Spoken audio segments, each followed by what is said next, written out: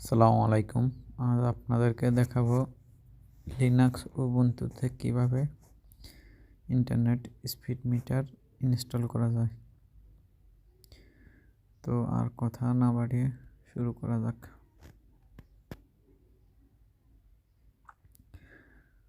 প্রথমে আমরা terminal open করব।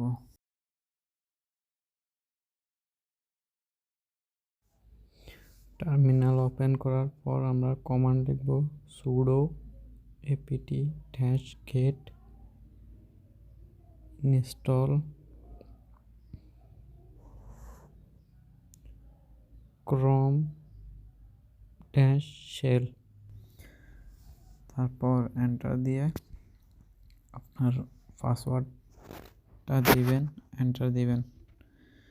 তো আমার আগে ইনস্টল করা ছিল, এজন্য এখানে আর বেশি কিছু শো হয় না।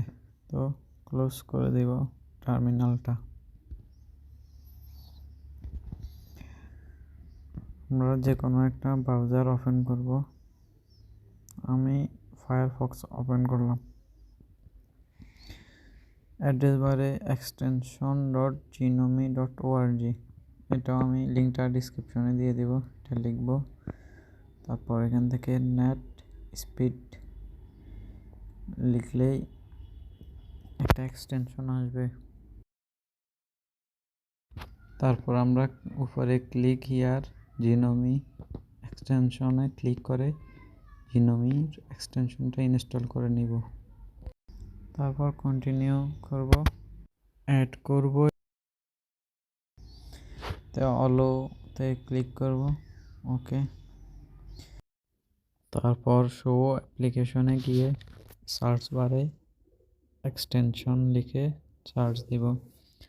তারপর এরকম একটা লোগো আসবে, ওটাতে ক্লিক করব।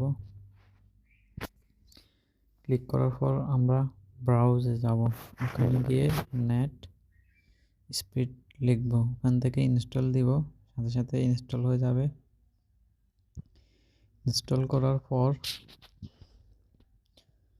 আমাদের নেট স্পিড মিটারের এখানে শো করবে।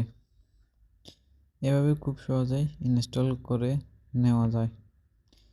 আমার ভিডিওটা বানানোর উদ্দেশ্য হলো আমরা যারা উইন্ডোজ ইউজ করি, উইন্ডোজে অনেক সহজে ইনস্টল করানো যায়, কিন্তু লিনাক্স উবুন্টুতে বা লিনাক্সের অন্যান্য অপারেটিং সিস্টেমগুলোতে ওইভাবে সহজে ইনস্টল করা যায় না।